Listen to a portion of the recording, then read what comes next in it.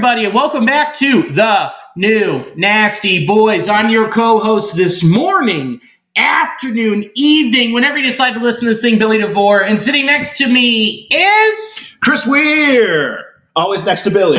Right now, whenever you watch. Right now! Right here, right now. I can't sing anymore. We'll have to pay for the rights. How are you? Right. I'm doing groovy right now, baby. Yeah, groovy. Put me on that flow. Yeah, I'm doing good, baby. Nice. Hell, that's what I'm talking about. Right now, we got the Reds game in the background. It's the top of the fourth. Cardinals are up 6-3. Just so you know where we are recording on a Tuesday instead of a Monday. This will be dropping in your ear holes Wednesday morning because we went and saw sweet baby boy Schubert, friend of the pod, rip the national anthem. Yes, he did. He ripped it. He ripped it. He killed it. I couldn't be more proud of Alexander Schubert for singing that national anthem. The weird part was definitely how everyone was so cool with him kneeling. Yeah, that was strange. Like, I'd never seen someone be on their knee for the entire time that they're singing, and they don't normally light a flag on fire.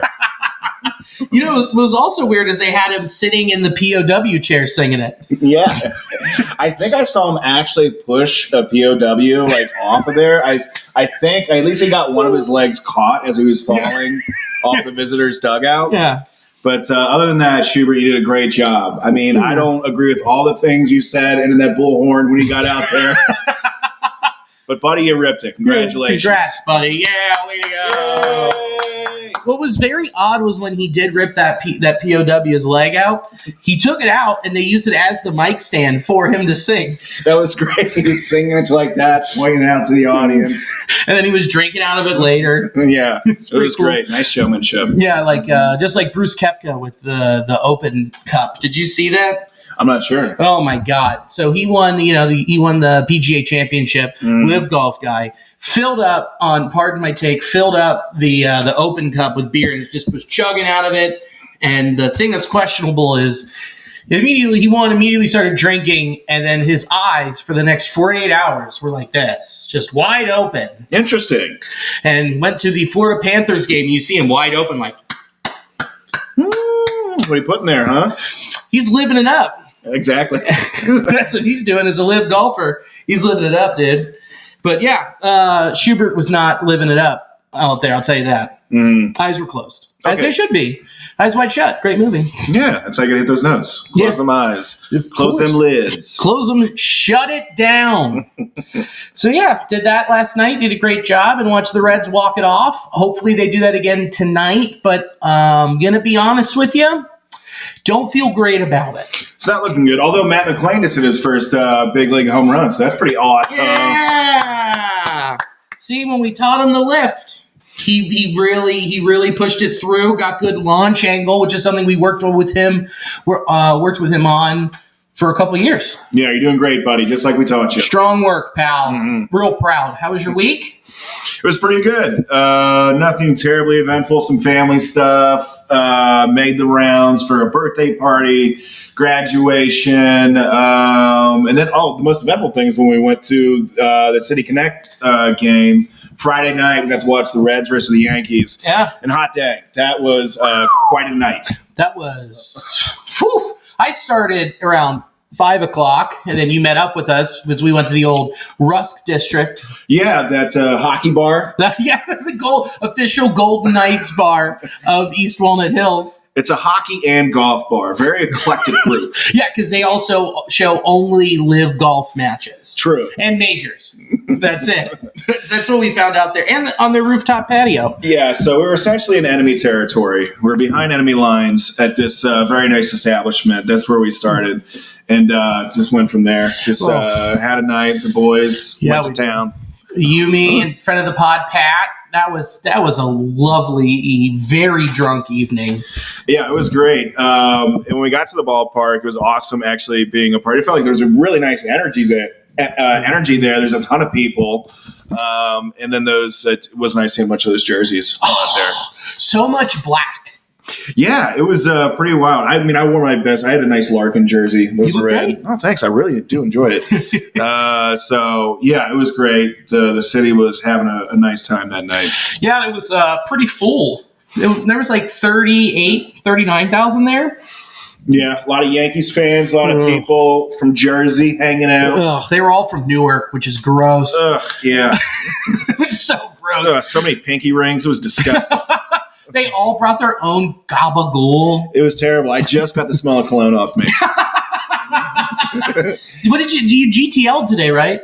GTL? Yeah, Gym Tan Laundry. Oh, I did that. It was great. Yeah. The next day I woke up, I had a bunch of necklaces on me, a bunch of gold chains. Yeah, like a bunch of gold chains. You came These home. all can't be mine. No, there's no way. And then you come home and Lauren just has really long fake acrylic nails. And you're like, she got Jersey too. Oh, no. Fuck. Oh, man. Yeah, no, it was gross. And it was all weekend because I went to every game that series. Oh, yeah, dude. You went to town. Please go on about that. Because you went to all of the Yankees, Reds games. Unfortunately, I know they got swept. But you also saw the first place FCC. Yeah, I got to watch the hell is real stuff. But what was really cool that we got to experience together on Friday night was the fireworks and drone show. Oh, yeah, that was wild. That was nuts. No less than 10 Obama bombing with drones jokes were made between us. Oh, yeah. There was so many drone stuff happening out there, but it was impeccable. I mean, I don't think there were any weddings that got blown up, fortunately. So that was nice. Yeah. Yeah. It was a great one. Oh, man, that was so fun. My favorite was saying it's just like, oh, man, those drones have dropped more bombs than the Reds have this year. And then this boomer's turning like, hell yeah, that's why I voted for Trump. I was like, shut the fuck up. What's happening? And a 4 more years chant started. It's like, I don't think you guys even know what's happening. They put me on their shoulders, called me their new Tucker. I don't get it. Yeah. It was crazy. But it was awesome. It was so fun. But yeah, so I was there Friday. And then Saturday, I was at the game, and I was about 30 feet away from Pete Rose. Oh, wow. He looks like shit. Get out of town. He looks awful. Well, he's got to be, like 77 or something like that? I think he's 82. Hey, Siri, damn. How old is Pete Rose? Pete Rose is 82 years old. And he looks every fucking day of it. Yeah, what type of hat was he wearing? He was wearing an all-white hat underneath what just it looked like if one of the sun-kissed M&Ms, the Wayfarers, the cool jazz ones, had weight reduction surgery. Oh, really? It was rough. Still looking pretty good, huh? Yeah. Looking great. Yeah. And he didn't look like he was missing too many more teeth, but he looked bad. And then, dude, he was talking to Judge every at-bat. Oh, really? And I was like, come on. Was Judge like having it? Was he just like, oh my God, this guy? Like, I'm sure like the first time it's kind of cool. He's like, oh my God, this guy won't leave me alone. Dude, loved it. Oh, really? He went 4 for 4. Oh, damn. Yeah.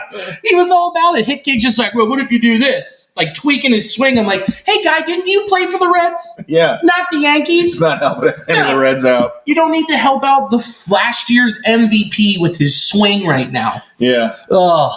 And then Judge came out to say, he's like, well, when you're in the presence of the Hit King, you got to put on a show. I'm like, maybe we should have just left Pete at home. Yeah. Maybe we should have just busted out, like, I don't know, the glue. And then he could just given him, like, bad advice. Yeah. That would have worked great. That would have been way better. Yeah, man. Pete Rose, flashy individual. And yeah, no kidding. God, I don't know never mind. I'm not going to say that. Very starched collars. Yeah. Very, very crisp. Very crisp. That's very crisp gentleman. Yeah, indeed. So, Alicia, her dad texted and said, like, hey, you going to go say hi to Pete? And Alicia said, I think I'm 17 years too old for him. Yeah, I'm way outside his range. Yeah. It looks like I'm one of his caretakers. Oh, so are you going to walk me back to get more soup? You're going to walk me back to find some young pussy? I used to live over there, and that's where I'd take my 13, 14-year-old child brides. Allegedly. Yeah, allegedly. That's staying in. Hot diggity dog. So what? Now it's into 4-7-3. Brutal. Nick Senzel looking all angry. But yeah, so we did that. I had I had 6 John Dailies. Mm-hmm. Which, sweet tea, lemonade, vodka, gin and tonic. And a pack of smokes. A 14-year-old. The Pete Rose special. Yeah. And busted it from the ballpark over to TQL Stadium. We got to Alicia's car, changed from our Reds gear to our FCC gear, got birds, made it 12 minutes before kickoff. Woo! I love that you guys did the costume change in between. Oh. That's great. You re-crisp up. Yeah, exactly. Little spritz. That's nice. Fire it on. There were dipshits we were sitting by wearing FCC gear, and we're like, we're going to change later. Yeah, fools. Idiots. I remember my first time. Trying to enjoy 2 major league sporting events. I remember my first time. It was at Pete Rose's apartment. Yeah. God. He says, drink this. And she's like, what is it? It's like the ink from all of my bad bets. All the pens, I drain them into one cup and I make you drink them. But we get to so we are at the match. It's packed. It was awesome. A crazy environment. Halftime, we're walking, go to the bathroom, come out of the bathroom, and I'm walking into the concourse and I look over and I see a kid on the ground on his back sobbing. Oh, man. And I was like, that's pretty funny. And then I look up and I look down more and I'm like, walk. And I look down at the ground and I see just this Columbus Crew fan on his back and then an FCC fan over top of him just pushing him back down to the ground. Like, get the fuck down. Get the fuck down. Turns out that Crew fan was so mad, didn't see the kid and like bumped into him. And so just like cash bump. Oh, sorry. He fucking full bore threw him to the ground. Oh, my God. It's like a 6-year-old with just sobbing. So when like the dad told him, I'm like, this is funny. And then the guy just keeps pushing the ground. And then 4 sheriffs come out of fucking nowhere, dude. And just grab these 2 dudes, pull them and throw them up against the wall and put them in cuffs. No way. And I was like, is this I know this is football, but this isn't a Bengals game. Dude, I mean, at first it sounded like awesome street justice, and then the real justice showed up. I mean, I wanted to hear about that guy getting a little, what was coming to him for, for fucking throwing it to a 6-year-old. Depending on, what did that 6-year-old do? How was he dressed? Was he wearing the wrong uniform? Yeah, was his short? Exactly. Were they not short enough? Were they short enough? I don't know. Yeah, and don't cry that hard. Yeah, dude. Show some respect. You're in the home stadium here. You make us all look like fucking idiots. Making us look weak. Cops should have arrested him. Yeah, I couldn't agree with you more. Send him to juvie for being a wimp. So did it look like were people like trying to tell the cops when they were arresting the one dude that was pushing the other guy down, like, hey, he was helping because this guy tried to do this to that kid, or was it just beyond that at that point? It was beyond that at that point, and it was so full in the concourse that like you could barely move. Yeah. The only problem with that TQL stadium is that those concourses are kind of thin if you're going to fit 25,513 people. Yeah. So it's like there's not a lot of room to operate, so people just mind their business and go about their day. So, and especially like with a sellout. So yeah, people just kept going, whatever. And then I walk by, still laughing, and then I go to the restroom. I see the exit sign. I didn't realize that there was an entrance, like another side. Mm-hmm. And I walk in, and I go by, and there's just a line wrapping all the way out. And they were like, "You're cheating. You got to go to the back." I was like, "All right, I'll go." And then the one guy just looks at me and points, and he goes, "We live in a society." And I said, "Shut the fuck up," and just walked out. Yeah. I went to the wrong side. You probably saw 30 other individuals do the exact same thing. You probably did it to start off with. No shit. And also, guess what, guy? Don't quote memes at me. Yeah. We're adults. And I'm still moving, realizing I made a mistake. You made a bigger one by being a dumbass. Yeah, you read a couple things on the internet and thought you were clever. Very nice. Really neat. So I told him to shut the fuck up. Yeah. And then just walked out of the bathroom and watched FC Cincinnati win. Nice. Street justice. Street justice! They should have made me an honorary deputy. I would have taken that guy down. Oh, great. Had you sing the national anthem. You know what? I should have beat on him, honestly. Yeah. He was like, we live in a society. Yeah, it's in here. I'm just getting too pissed. That's what I'm doing in this society right now. I'm being on you. You can deal with it, idiot. If only. I wish I was just had one more John Daly. I would have the courage. Made a real John Daly move. So, FC Cincinnati, first place. How I haven't seen them honestly in probably a couple seasons. They're so good. Yeah, I've been to. I think that was my 6th match this year. Yeah, they're good. They're so good, and they didn't play a great second half. They played an excellent first half, and they played an excellent 40 minutes, and then it kind of the wheels fell off a little bit. But then the second half, They gritted it out, and they got the goal that they needed after the mistake that Columbus had made, and were very opportunistic. Celentano made one of the best goals I've ever seen in person. But you got the win against your in-state rival at home. Yeah. First time ever at TQL Stadium. Pretty impressive. So they're playing tonight right now at 7:30. They're in hopefully they can clear up and advance into the cup and they'll be in the group of 8 after tonight. So we'll really? If they win? If they win, yeah. So yeah, dude, pretty cool. And then went to the Reds game on Sunday and watched David Bell not have Will Benson be pitch hit for. Yeah.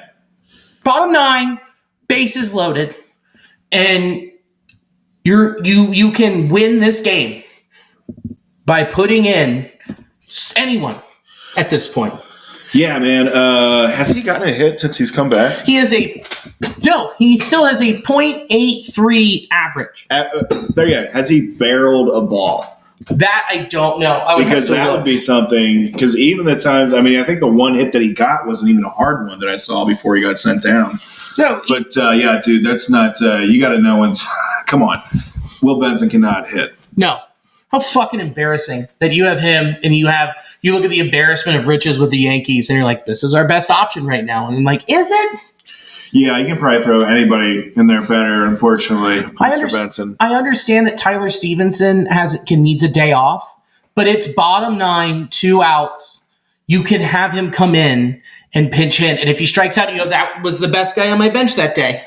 Yeah, exactly. It's not like, he got the day off. He got 8 innings off. That's a day. Yeah. Give him one at bat. That's the better option than saying, well, Will Benson, he's here now. So we got a bat. We got Will Benson. He can do it. He could do it. He realistically could. Yeah, he'll get us to the top of the 10. No, what a fucking moron. David Bell had a weekend. He got tossed twice. Good. He got tossed the night, Friday night when we were there. Mm-hmm. He got tossed because they sent in Clark Schmidt. Did you catch up and see why that happened? I really didn't. So Wandy, Friday Wandy was fast pitching and wasn't allowing his guys to get set in the box by 8 seconds. Went out and argued it, and then they tossed him, and he went berserk. Yeah, dude, that sucks if that was the case, if he really wasn't given enough time. Because we were just talking about this beforehand, like how hard and fast the rules are now with umps, where there's like not even allowing you to argue about certain things, because that's just the arbitrary rule. That's like, there's nothing we can do. Yeah. We can't talk balls and strikes. We can't talk this sort of thing. We can't talk this nuance. You can't even bring it up to have just clarification on what the call was, which seemed to be what was going on when Bell got tossed up. Yeah. Yeah. And the thing is those umps have mics. Turn them on so we can hear what's going on. Dude, yeah, I don't understand why they don't do that all the time. Maybe like people cursing, but sure. Mic the bags, mic and ump. Dude, it is way more exciting. And think about how many times when they mic a player, they have so many reels and clips the next day. From a marketing standpoint, that would generate so much more interest in the game as opposed to just vanilla analytics from people that they have normally. Right. Or vanilla analytics from 2 guys who get paid to make fart jokes in the basement. Hey, come on. We don't get paid. No, that's right. You're right. Sorry, we've been paid in, multiple drink tickets? Yeah. Yeah, that's true. And beer bats. We got souvenirs that we ate stuff out. So, yeah, I agree with you, but the cursing thing I get, but I don't think they still probably want some level of discretion, which, whatever. But, man, mic them up. Or give us more. Give us after someone gets tossed, they walk in, and then give us a 2 to 3 sentence explanation. Here's why he's wrong. Move on. Or we need to have press conferences with umpires after every game. Yeah, when they're having this much of a factor in the game, especially when there's just so much gray area with baseball when it's up to an umpire's discretion. It's we're going to need to figure out why. What were the reasonings behind that call? Because it wasn't as clear as he took 2 steps here. The ball was fair or foul. There's a lot of things. Yeah. And as fast as information as we get, like when you look at like umpire scorecards on Twitter, like it's pretty quick. You get them back, and that could be into the hands or, instant report, because it's all being tracked anyway. That could be sent to the media and then go, hey, here's a question on this. Here's a question on this. What happened here? Why did this happen? Sorry, my computer is being weird. So why did this happen like this? And like, we get these solid answers, but maybe their union's just too good, that they won't allow that to happen all the time. Yeah, maybe. I'm sure the umpires like to not be mic'd up, but give us the bags, man. I want to hear what's going on with them feet. Yeah, and look, if we can have body cams on cops, yeah, we can have press conferences for umps. We can have cops at all the bases. I've been saying this for years. We need an armed officer, or no, we have like one of the POWs or the like one a Walmart one of the veterans that we just like saluted before the game has to stand out there at all the bases. With a fucking sniper rifle, license and registration and green card, please. Oh my God! Anytime, Jesus Christ. That those cops would do that bullshit. He was coming right at you. You fit the description. I just chucked rosin right at him. Yeah, he came at me with pine tar. I didn't know what to do. What we're saying is umps are bad cops. Exactly. Umps are very bad cops. They're such dog shit. And this year it's just been atrocious. And I think also, like I told you before, I think the problem that you're having is that they feel the pressure coming from the minors with the robot. And knowing that they're going to be losing a lot more control, and so they're overcompensating. So, like what's happening in AAA is, they've got the earpiece in, and it says ball strike, or no, is that AA? I think it's also they do half and half, where it's like half is the actual ump, the other half is the assisted, the eagle and the eagle eye. So I think that they're like doubling down, saying like, "Fuck you! You can't replace this. Robots will not replace us." And then, can a robot do this? Can a robot toss David Bell? Probably. That guy could do it. Yeah. I believe it. He's like, David Bell's press conference, like, I'm just tired of being told what to do by these Dysons. It's like, come on. He's like slurring already with the machine. Oh, man. And then Sunday, Aaron Boone got tossed early, and I leaned over to Eric, our buddy that we sat with on Friday. I was like, man, I guess he has a reservation at Ruby's at probably 1:30. He doesn't want to miss. So, we dropped it. There we go. Oh, that was fun. That was from his back. A little keister toss. Hell yeah. That looked like me just after having one too many John Daly's, trying to get up my front steps. Oh, I've done that same thing, brother. Just pull up, look at the elbow. Like, oh, am I good? Check out. Okay, is this going to be a scar? They're saying it's broken. Is it bad? Or are my keys? Dude, He's the only outfitter that has his keys with him. I landed right on my house keys. That was changed. I don't know why. His Altoids go everywhere. Damn it, I love those mango Tums. He starts picking up. They call it timeout. Everyone goes out and starts picking it up. All those Tums. Dude, I have a chunk missing from my elbow right here. Yeah. From a drunk accident. You can like feel it. Yeah. Right there. Oh. Yeah, I was hammered and fell. And I was just like, I'm good. Yeah. Yeah, it's fine. I don't need all that elbow. Yeah, I'm good. Just a little bit. Leave some of it behind. My velocity did dip from 98 to 96. Yeah, I was going to say. Yeah. Didn't quite have that same spin rate. No, I did have that same spit rate, though. Did we just... No, that's a replay. Oh, okay. Pond to replay. A little Rihanna for you. Oh, yeah. So let's talk about the week. Let's get into it. We're kind of changing the format a little bit. We're just going to break down the starters, what they looked like, what they did, who's hot, who's not, who's horny, all that good stuff. Hunter Green looked very good on Sunday. Yeah. But an inning too long. Yeah, and I'm not quite sure if they're just going to keep him to that 3-inning thing or like what if they're just going to start pulling him after a certain time. But that seemed to be the bugaboo. It always just comes at the end. Yeah, on Sunday, I mean, he was getting here we go. His called strike and whiff rate on his slider was 38.9%. That's pretty good. Mm-hmm. He used his slider 50.9% of the time, his fastball 37.7% of the time, and his changeup 11.3% of the time. Interesting. I like seeing that breakdown.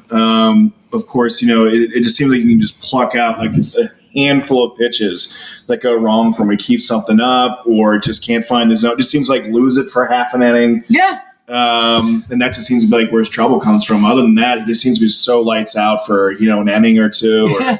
Yeah. I mean, that was that same thing that happened to him in Colorado. In the second dude at the bottom of 2, he threw like 38 pitches. Yeah. He just did not have it that day. He had 8. Here's the thing, 8 Ks. And, oh, wait a minute. I think I might have these reversed. I might be a fucking idiot, dude. You piece of shit. Oh, fuck. I did have them reversed. We're looking at hockey that's scores. college. Yeah. Well, dude, I'm trying to keep up with my Golden Knights to get back to the rest. Yeah, no, I was looking at the right one.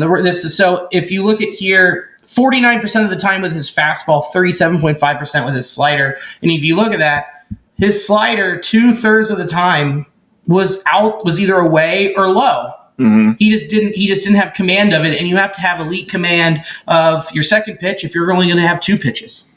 Yeah, because they can sit back and wait on the one that you actually feel comfortable throwing that day. Yeah, that's what happened with Harrison Bader when he gave up that 2-run jack. Yeah, and these major league hitters know how to hunt out your weak stuff, and just kind of let that pass and just wait for the ones going to be coming cruising down the plate. Yeah. So it is reassuring to see that he is throwing that changeup a little bit more. He did throw it 12 times.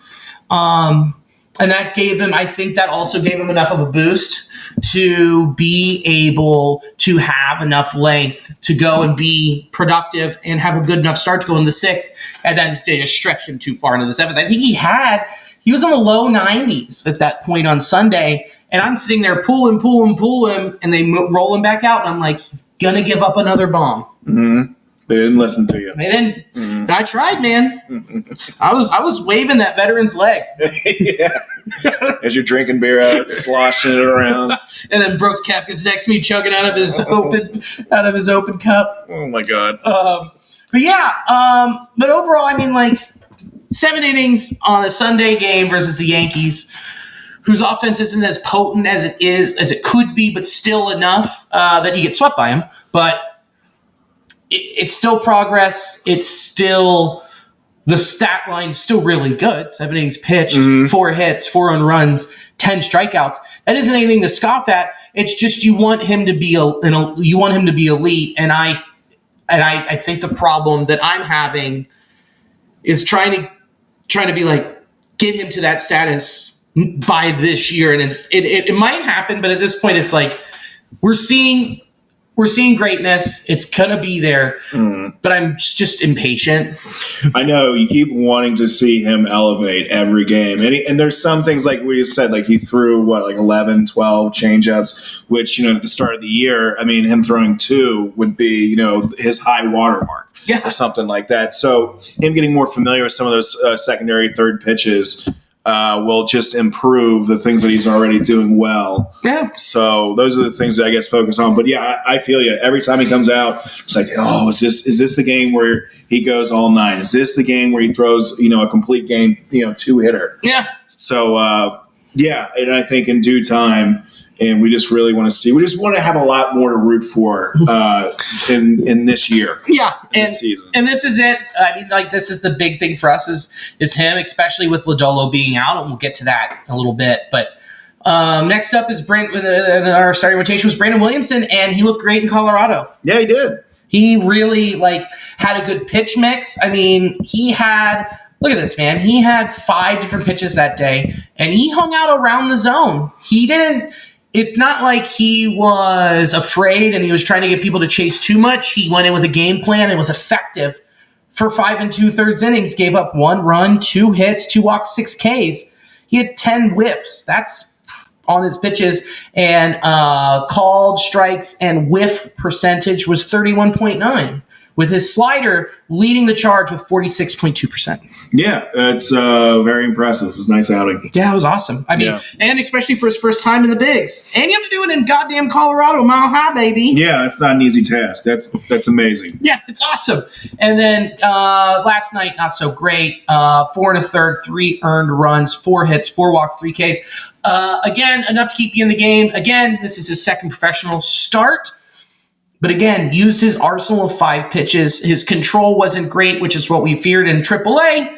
But better things are coming around the corner for him, knowing that first start, he's got it in him. He just needs to find consistency. Exactly. He shows he can compete. Hell yeah.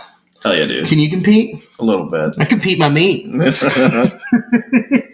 then Ben Lively, dude. Like, guy, who's been coming out of the pen for us. Spot start on Friday. We got to see it live. Yeah, it was pretty nice. I like how they're doing that.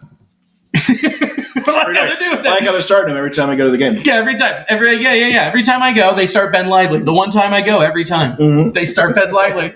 And he goes 5 2/3 innings with 2 hits, 1 walk, 8 Ks.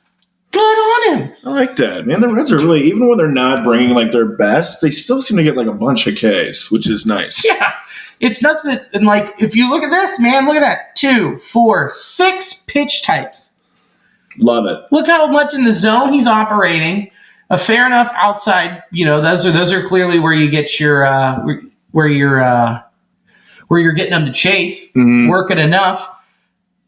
Pretty fucking cool. I mean, good. What a great story. Yeah, hanging out down around the bottom of the zone there. I'm glad we got to watch that game. Yeah, me too. I mean, they still lost, but man, it was a fun one. Yeah, they did lose, and I am afraid of something. I went all 3 of those games, right? Okay. All 3 of those games, I wore my City Connect jersey. Nah, get that out of your head. I think it's cursed. It's cursed. Well, we'll wear it out to something else, and we'll pick like a Cubs game to go to. Yeah, take it on the road. Yeah, we'll do it. Like how they have what do you call it? Like get you over the hump? Like you have. Oh my god, I can't remember what it's called. Oh, a slump buster. Oh, the golden thong. Yeah, you got to go out to. We got to play like the Marlins or something. Sure. Yeah. I could wear it to the pig pen. Yeah. Or the playpen.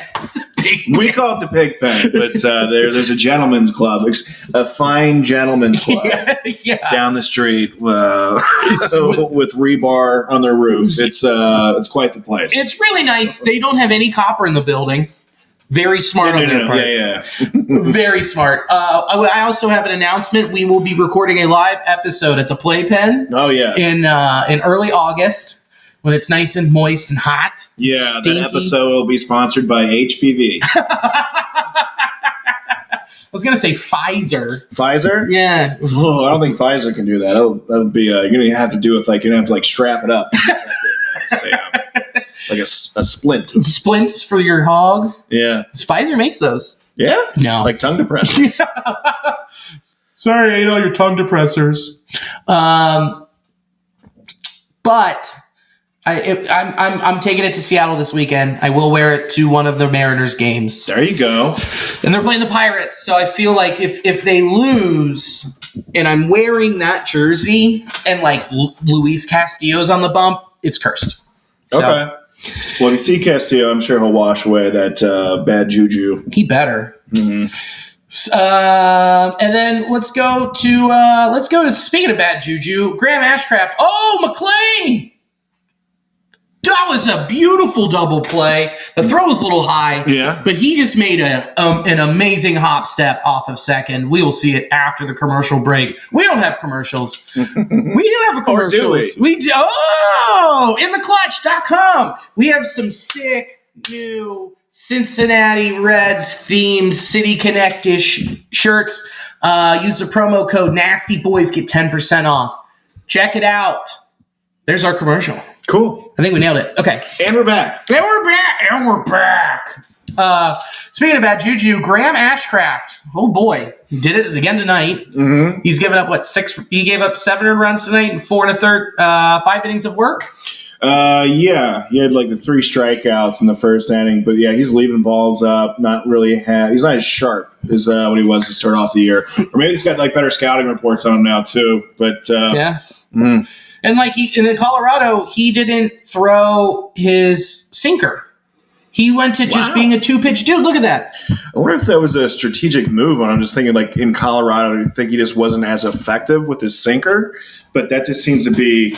Well, he said afterwards when someone asked him about it, it's like, hey man, it looks like you just threw your cutter. He was like, yeah, I threw it in my pen and it felt good. And then I just kept going with it, and it felt good, but it just kept getting hit. I was like, just because it feels good doesn't mean you should probably. Yeah, it felt really good, even though it went out, man. But just, I felt like I had command over it. And yeah, man, up until it went 450 feet the opposite direction over my head. Yeah, until it hit the side of the fucking Rocky Mountains. Yeah, I got to admit, man, I grooved it. Man, I smoked it. So I put in here, all cutters and no sinkers makes Ashy a dull boy. Oh, and the Overlook Hotel is out there in Colorado. That is correct. Mm-hmm. Oh, have you gone? I have. Was it cool? It was pretty cool, dude. There was a lot of stuff. It wasn't like the actual location where they shot, but they replicated some things from that hotel. And it was also the same hotel where Stephen King stayed in. They still have that room where he had that like fever dream nightmare where he came up with the idea and thought his son was outside playing in the hallway. So you got to see like the actual, I think it was room 206 or something like that, where you got to see the room where he stayed in, and they have a ton of like just cool stuff just with the movie, like that hotel is based around. Yeah. It was awesome. It was just a fucking cool spot to begin with. And they had awesome food. Oh, hell yeah. I had a nice chili burrito, green chili burrito. Oh, buddy. God, D-Town Call-Out. That's one thing that they always get right. And then Stephen King's room, did they leave like kind of how he left it, where there was just like Coke residue and a straight razor blade on there? Yeah, dead hookers. It was awesome. Yeah, nice. Classic Stephen King with his dead hookers. Yeah, him and his dead hookers. That's what he's known best for. But yeah, no. So like, I don't know what's going on with him in his pitch mix. I mean, he seems like he's getting a little figured out, and maybe he needs to develop a new game plan, and that might mean more sinkers, more splitters, more curveballs. I mean, that's what's crazy is not seeing him throw a curveball. That's strange. And it seems like he's better pitching to weak contact. He's great getting the strikeouts, but seeing like the way he's been doing, just getting like people to ground, like break bat, Arredondo, break his bat. Had a nice double play here a couple innings ago. Just seeing that is really effective. But I think he, works best when he's living down in the zone. 100% and he's and living on the edges too, breaking bats. Like what we need, Lodolo when he comes back and Hunter Green are your strikeout dudes. He's the dude we need in there to be 6 1/3 up to 7 innings, 4 hits, 1 run. That's it. We've got the other guys. We got the other strikeout guys. We need length from you. That's just my opinion. And girth, and like thick veins. Exactly. Thick vein Ashcraft. Yeah, make it throbbing a little bit. Throb all the way, dude. And Luke Weaver, I mean, not great, but enough to keep the Reds in the game. 4 1/3, 8 hits, 4 earned runs. Let me see here. What does that say? Does that say 8 walks? Oh, no, just kidding. No walks, 4 Ks. I mean, that's enough from your 4 and or 5 starter. Yeah, they are doing a decent job. They aren't crushing it, but they're keeping you in the game. Yeah. They're serviceable. Yeah. And enough, 4 runs and 4 1/3. If you have an average offense, that should be enough. That should be enough from a guy that isn't supposed to be your top 3 of your rotation. Yeah, you can't just pin this on anyone. You can't say, well, the starting pitching wasn't there today, or the bullpen really lost it. It really does seem to be everyone is kind of collectively around like the same, pace of play. Yeah.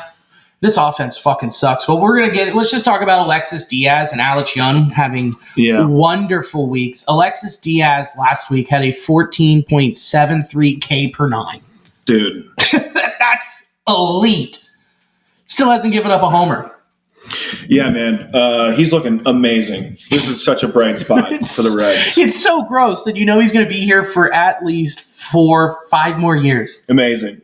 God. That's super cool. In just there's you can't say anything bad, and now they're stretching him to give 2 inning saves and a 1 2/3, and he doesn't seem shook.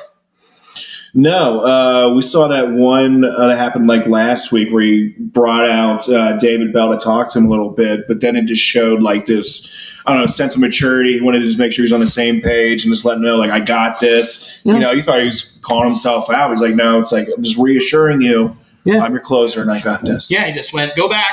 Yeah. Go on, just get tossed. He'll make it a lot easier. Yeah. So him and Alex Young. I mean, Alex Young did not give up a run last week. Who else? Herget didn't give up. Didn't give up a run in 3 innings of work. Your real bummers were Ian Jabot, Eat Tane, got put in a tough spot. Mm-hmm. Just didn't have it this week. Lucas Sims got shelled in Colorado. Third of an inning and gave up 4 runs. That was a bummer because he was doing so well, initially after he got back. But, wheels kind of fell off for him this game. Well, he was due. And it's got to be tougher pitching up in that altitude when you're a guy who relies so much on snapping and spinning the ball. Mm-hmm. I don't know if that's a thing, but I would have to assume. Yeah, even if it's not as physically as having an influence on your pitches, it mentally might have something there where something just feels a bit off. Even just catching your breath at that altitude. Granted, they are elite athletes, but still, it's anything, especially for a pitcher, that'll kind of throw off your game in just the subtlest of ways. Yeah, can have exponentially a larger effect. Oh, 100%, man. And that could totally screw you up, and especially when he's only been back for I think 4 or 5 appearances. Yeah, that's probably the biggest thing. And he was due. Eventually, we're all due. We're all due. We're all due. I mean, I haven't had a bad game in a while. Me either. It's been, I think last time I had a bad game, it's been probably 13 years. Yeah, I'm still sitting on a goose egg for my ERA. Me too. Yeah. Yeah, last time I pitched in low A, I really killed it. Mm-hmm. Who's not killing it is this fucking offense. It's goddamn atrocious. After, I'm saying this while watching the Reds play the Cardinals, and it's 7-5. Before this game, who is hot is Spencer Steer. Mm-hmm. 10 hits, 30 plate appearances, home run, 5 RBIs, 2 walks, 7 strikeouts, 333, 375, 533 in his last 7. I mean, that's pretty awesome from a guy who's been filling in admirably for Joseph Daniel Votto. Rake Fraley had, he had a great, the past 15 games, you got those 3 home runs, all those hit in Miami. Mm-hmm. But if you look at his last 7, 292, 370, 333, that 370 on base percentage is pretty cool. Yeah, doesn't he have a really high average of runners in scoring position too? I mean, he seems to step up at some pretty key spots here, and like you said, he's a pretty streaky player. Yeah, I think it's 533. I think I saw it on the scoreboard last night. Yeah, yeah, yeah. It's something big. You're all if you're on base, Rake's going to bring you in. Yeah, as you can see here with the 4 RBIs in the last 7 games. Mm-hmm. So when he's in that position, he does succeed, and it's nice to see that the Cub Calf boy Luke Maile, he smoked that one on Saturday. That homer he hit into the short porch and left. It was a missile, dude. Piss missile. That was a real piss missile. Real piss missile. Finally hit one at home for the hometown boy. But in 17 ABs, 5 hits, 2 home runs, 4 ribs, 3 strikeouts. The leader in home runs on this team is Spencer Steer with 7. That's fucking embarrassing. Yeah, I mean, we knew we were going to have any big boppers, but we expected to have a bit more oomph, and especially from some of the guys we thought could be questionable. Could Will Benson be a big bat? No. Mm-mm. Wil Myers? No. Dude. And Votto is still not on the team, so I mean, there's not. I don't expect Votto to be a home run guy, but yeah. We need to have a little bit more power. Honestly, I think that after his shift in 21, and if his shoulder gets back to where it needs to be, I expect him to try and be 21 Joey Votto again. I take that back immediately because the shift's gone. And he needs to get his on-base percentage back up over 400. Or no, he needs to get his average back up over to 300 career lifetime because it's like 298 right now. Yeah. If he just goes out there and has, 2017, 2018 Joey Votto stretch again, that second half where he just is a monster, he could probably race that again. And he needs that for his Hall of Fame case. But Wil fucking Myers, 167, 250, 208 is not someone who should be playing every day in the majors. No, have him be a bench player. It's unfortunate he's not coming through, but he's you can say he's not coming through at the plate at all. At all, man. At all. Come on, Will. That's my life. I don't get it how he looks so lost. Yeah, dude. And he's just kind of floating around the box too. It just never seems like it seems like he is trying some stuff and it's just not working. No. I think at this point he's tried. I don't know what's left for him to try, but at this point he should try sitting. I think he just needs probably 3 days off. Yeah, that's not you being mean or anything. It's a generally that when Votto was sat that one time in 2020. Yeah, it gave him a chance to kind of just collect his thoughts and watch the game, because sometimes you're just digging a hole. That's all you're doing. You're spinning your wheels. You're getting deeper and deeper. Take a break. Yeah. I mean, that's the same thing that both of us have gone through with telling fart and cum jokes, where it's I'm in a rut. I'm not doing well. I'm on a row of stinkers. You're I just need a break. Yeah. Sometimes having that clarity of just having a night off can do a lot better than trying to go out and hit a few shows or just trying to have another super busy week or something. Right. So it's got to be the same for them. If you're stepping into the box and you're not seeing it well and you're forcing it, you're not, and then you're just not going to be comfortable. Mm-hmm. You're not going to produce, and it's just not happening. Yeah. What's wrong with breaking up your rhythm when you're already out of rhythm? No shit. Yeah. I couldn't agree with that more. And it pains me because Joey Gallo is having an excellent season. Yeah. Don't look at his average. Look at everything else. This year, Joey Gallo has 11 homers and 23 RBIs with an OPS of 884. Your average is 650. So he's above average with power. What is this team missing? Power. God, I've been saying Joey Gallo needs to be on this team since 2017. Mm-hmm. At least once a month into this microphone. They had a chance to do it. It was 1 year, $11 million. They spent 1 year, $7.5 million on Wil fucking Myers. And they could have paid an extra $3.5 million to have what exactly they're missing. And the ballpark of Minnesota is bigger than Great American. Yeah, dude. I like his name. Joey Gallo. Gallo gone. Mm-hmm. Stuart Fairchild sucks. We'll just move on. Jose Barrero has been average, which is nice to say. But you have mid. Mid. In parentheses. That's a very precise description there. So mid. And Nick Senzel has not had a good stretch either. In the past 7 games, 192, 293, 08. A homer, 5 hits and 26 ABs, 4 walks to 7 strikeouts. So right there, that's telling me 4 walks, 7 Ks. He is being a little bit more patient, but he is making contact. But it leads right into Elly De La Cruz hit a homer out of the fucking ballpark. Yeah, man. Just cleared it. He's wild. It's insane. He destroyed the ballpark. After he did that, he beat up everybody in the stands. He started taking the balls from the umps and just throwing them out with his bare hands. Why am I not on the big league team? This game's too easy. It's too easy. So here's a pretty easy switch you can do. You can bring up Elly. You can put him at third. Put Senzel in left. Friel in center. Jake Fraley in right. And then put Wil Myers into the river. You could do that. I don't see why not. I think it's a great move. It might raise his batting average. Yeah, well, he can be below the Mendoza line in the Chunky Brown River. Yeah, he'll be buoyant, but not batting well. Hey, find your way to float, bud, because it's not floating out on the field. Mm-hmm. Ugh, it's But embarrassing. dude, yeah, getting to see Ellie De La Cruz up here is gonna be awesome. That'll be a huge pop in the stadium too. I mean, just getting to see so many people come out for that. Dude, I think it happens in like 3 weeks. 3 weeks.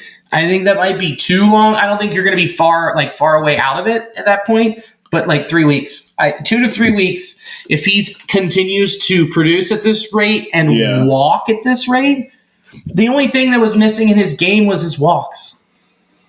Yeah, controlling that, seeing the ball a bit more. Yeah. Especially too coming up to the big leagues, because I'm sure he's gonna be super excited, just wanting to jack balls out of the park. Oh, jack him, dude. Jack him so bad, dude. Jack him. Also, switching from both sides of the plate, like that's just... I always forget that too. It's just like he's doing this from both sides of the plate. So insane. Give us that, because and then you could also send Barrero down and have him play left field, center field, right field, third base, shortstop, and have him work all those kinks out and go find his swing again. And then he can be productive back up here without just getting his shit kicked in up here. Yeah, he looks like he's frustrated a lot when you watch him play. So, yeah, I can't wait to see Ellie De La Cruz come up here, and there's a few more great prospects to follow. Yep. So it's going to be fun. CES in his last 10 games, 329, 341, 646 with where did it go? I just saw it. You just imagine being the DH role when he comes up. If Joey 6 home runs. If Joey is still hurt, you can put him at first and switch DH with him. But then you also have that weird 3 catcher rotation. At that point, you probably need to move one of shit. That's where it gets so complicated. Yeah, and ultimately, we're trying to get more of these bats in the lineup. So even like you got to finagle a little bit and someone's a little bit uncomfortable. I really like having Stevenson behind the plate. I know we got to have like somebody else too I just think he's such a solid catcher. Yeah, I think he is too. But the way that Casali has worked with those young guys, he has the lowest ERA of everyone who is caught behind the dish. It's true. But again, you were getting these guys up for bats to score runs to be competitive. Kirk Casali in 5 ABs in 3 games last week has a batting average of 0. That's it. So you are knowing that's an automatic out, which sucks to say, but it's like you can't operate that way knowing you have that big of a hole. Remember when we gave Hannigan shit for not being a great offensive catcher? Yeah. At this point, Casali makes Hannigan look like Johnny Bench. Yeah, and also at this point, why do we even have a DH when we have one person in the lineup that's hitting 0? Exactly. You'll have the pitcher hit and then DH for Casali. Right. That's mean. I love Kurt, and that's Alicia's favorite player. Yeah. Yeah. It's he gets up, he like walks out and she just goes, I'm like, I get it. Mustache, big tuchus. Oh yeah. Yeah. We have a lot in common. Right. Guys who have a 0 average this week in Major League Baseball. Reminds me of you. Reminds you of me, huh? Oh, yeah. Injury news, because we're running low on time here. Nick Lodolo, we got hammered and met a foot and ankle doctor at the bar and talked to him a while about Lodolo's tenosis. Just about elbows. That's all we talked about.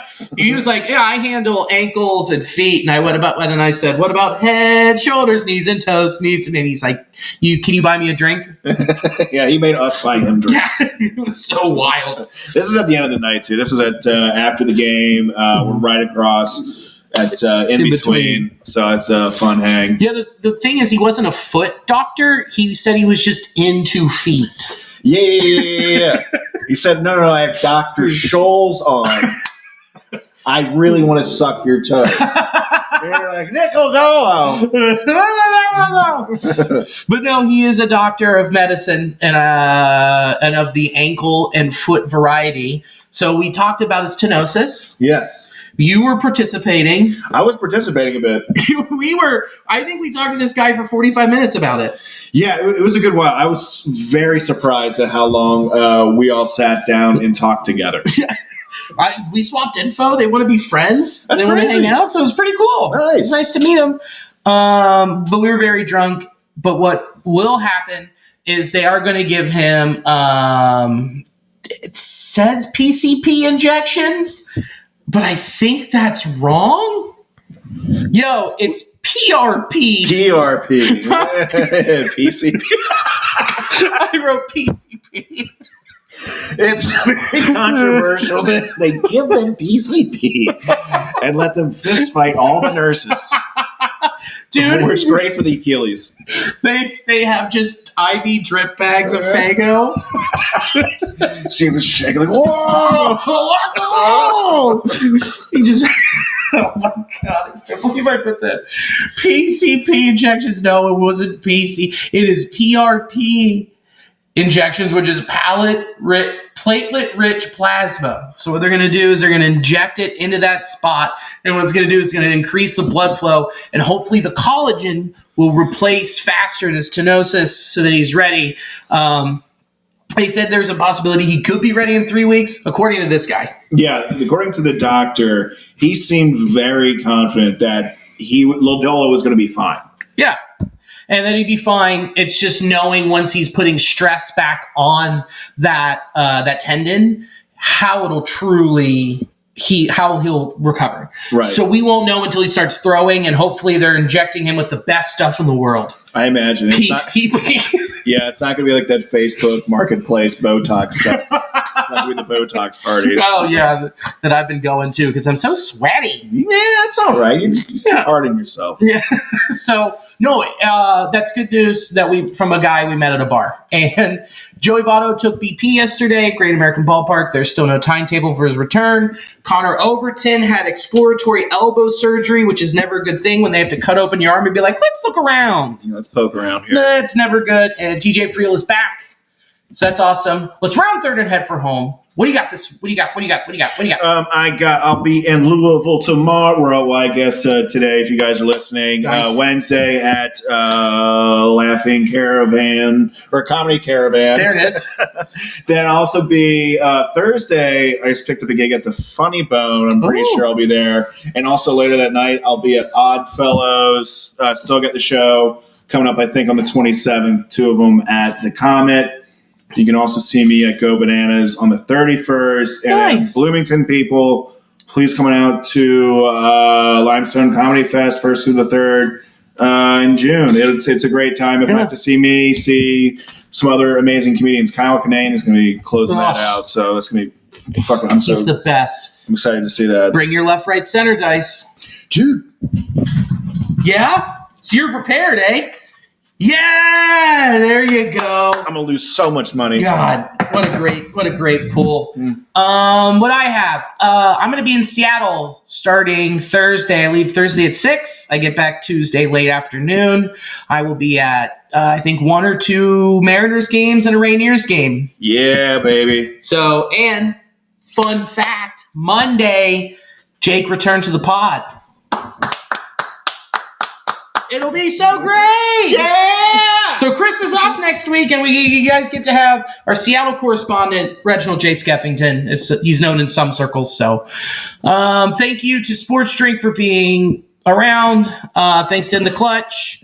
And thanks to you for doing it this week. Hey, anytime, buddy. Hell yeah, it is every time now. And thank you for watching, listening, jacking it, however you want to do it. So, as always, go Red Legs. Go Red Legs!